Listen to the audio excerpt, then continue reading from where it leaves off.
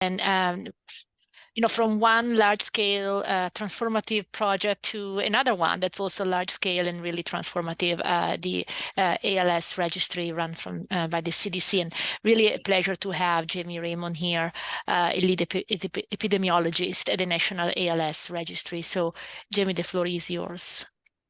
Thank you so much. Thank you again for the opportunity to present on the National ALS Registry.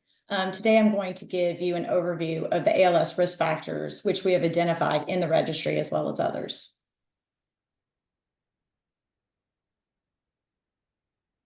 There we go. I have no disclosures.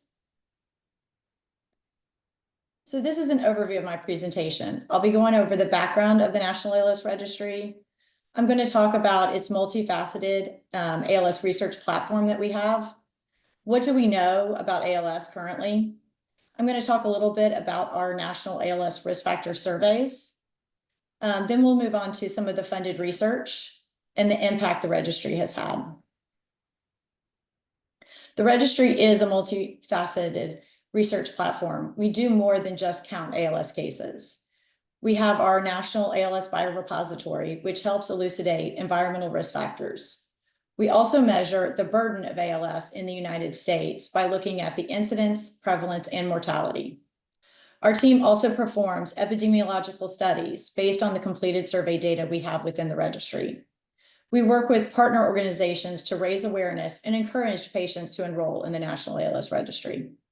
We connect with pharmaceutical companies as well as academia to assist in clinical trials and epidemiological studies.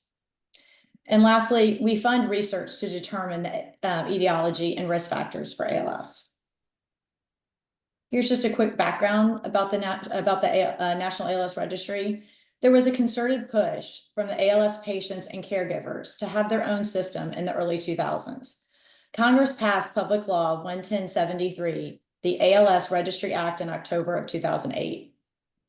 The law directed CDC and ATSDR to create a population-based U.S. registry.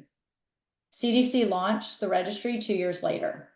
The act passed in 2008 tasked us to determine the epidemiology of ALS, who gets the disease, why, and what other risk factors may be leading to it. ALS is non-notifiable to CDC in the United States. Patients and physicians are not required to send any documentation to health departments currently. This is the oldest ALS research program in the United States. When it comes to ALS, there's many more unknowns than there are knowns. Fortunately, research is being conducted by ourselves as well as others to find those possible risk factors and causes behind ALS. We know ALS appears to be multifactorial, or that is possibly that there is more than one cause behind ALS, but we don't know in what order or how many insults are necessary that lead to an ALS diagnosis. For example, we know that white males who are over the age of 50 are more likely to be diagnosed with ALS. We don't know why this is the case, but we think it could be related to yet an identified gene for ALS. Occupations have been considered a risk factor. We have Doctors Feldman and Goutman at the University of Michigan who have identified certain blue-collar occupations such as production, building and grounds, cleaning, and maintenance occupations, as well as construction occupations, have been associated with a higher risk of ALS.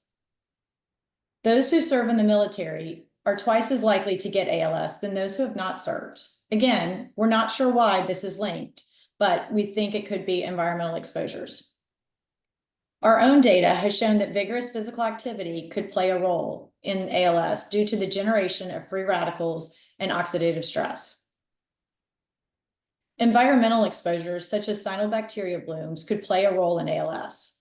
Dr. Stommel at Dartmouth Medical Center has published extensively on this topic. In addition, Dr. Talbot has found exposure to ambient air toxins such as vinyl chloride could play a role in the ALS development. Our own soon-to-be-published data also saw that head injuries occurring before the age of 18 were more likely to develop ALS earlier in life. Geography could also play a factor. We've recently published a prevalence report on all 50 states, and we were able to see a north to south gradient in ALS cases. Lastly, genetics definitely play a key factor in the ALS development, especially C9, ORF72, and SOD1 genes. As more genes are identified, this can only add to the discussion of familial ALS. Moving on, the registry also has its own 18 risk factor surveys, which add to the body of risk factor research. These surveys are comprehensive and are taken by the ALS patients in the comfort of their homes. They can be taken in any order, and we encourage patients, if they need assistance, to get from caregivers.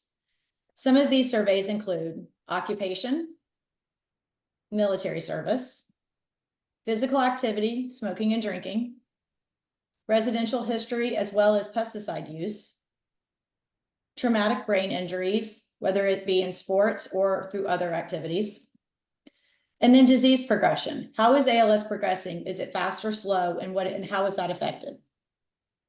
We also have an open-ended survey where patients are able to go in and free write what they think caused their own ALS.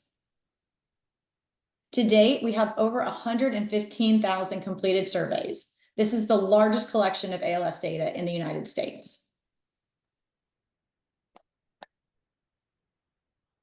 The registry also funds research on possible etiologies and risk factors. To date, 28 research studies have been funded, including 2 this past September. Information will help us prioritize topics for future risk factor surveys to add. And there was a new funding opportunity that just closed earlier this month. Some of the areas of research that we funded: environmental factors such as cyanobacteria, analyzing pesticides and pollutants in the air, identifying new biomarkers and genes, evaluating the human virome for antibodies, determining genetics. Why are there certain populations that appear to have a lower rate of ALS than others? Serving in the military and that increased risk for ALS. And then again, evaluating the traumatic brain injuries and chronic neuroinflammation, as well as the gut microbiome. And lastly, whole genome sequencing on our biorepository samples. These are some of the institutions we funded.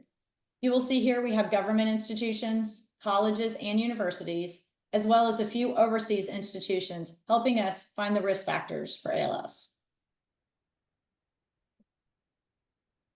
In closing, the impact of the National ALS Registry: we have the largest database of ALS patients in the United States for research. We collaborate with pharmaceutical companies and academia to help with recruitment for clinical trials and epidemiological studies. Our National ALS Biorepository is advancing ALS research on biomarkers, genetics, and environmental exposure. This is a user-friendly and free system for patients to participate in research, especially when they might not be eligible for many of the clinical trials. We fund research grants to leading academic institutions in order to learn more about ALS and the risk factors. We determine national epidemiologic trends, such as how many cases of ALS are in the United States currently. We are trying to solve the who, the what, the why of ALS. Thank you. Thank you so much for this update. The power of the registry is really incredible. So really great to hear about your progress, and obviously looking forward to learning more about study.